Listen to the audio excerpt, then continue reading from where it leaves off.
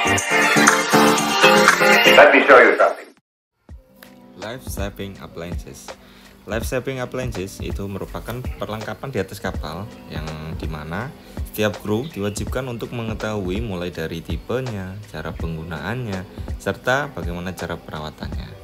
Namun untuk perawatannya ini sudah tanggung jawab oleh Molim 3, di mana Molim 3 sebagai posisi yang ada di atas kapal yang mengemban peralatan life saving appliances ini, di mana perlengkapan standar keselamatan yang harus terpenuhi itu harus dipastikan dan dapat dijamin keselamatan kru bila mana terjadi keadaan darurat, jadi dapat digunakan secara langsung.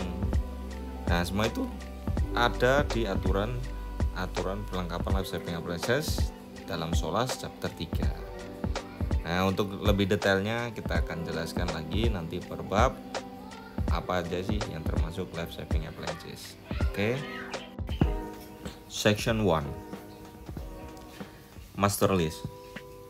Jadi, Master List di sini merupakan sebuah daftar yang dimana itu memberikan instruksi kepada seluruh kru yang harus diikuti pada saat dalam keadaan darurat, dan itu harus ditampilkan di tempat-tempat yang mencolok di seluruh bagian kapal, termasuk di ruang navigasi, ruang kendali mesin, atau akomodasi kru itu sendiri, di mana jika ada perubahan yang terjadi pada kru, peralatan atau prosedur atau daftar yang dikumpulkan itu harus diubah sesuai dengan data yang ada atau data real yang ada di atas kapal. Jadi master list ini sebelum kapal melaut itu memang harus disiapkan. Inilah yang namanya master list.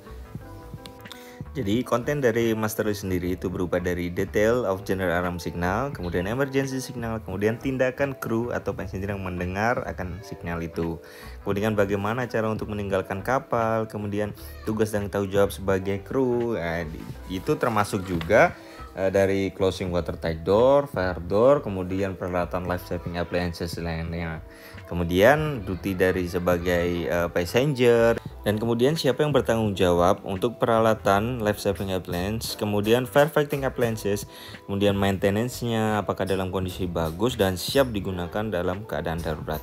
Kemudian siapa sih yang menggantikan apabila orang atau kru tersebut dalam keadaan yang tidak bisa atau dia cacat atau dan lain sebagainya. Sekian.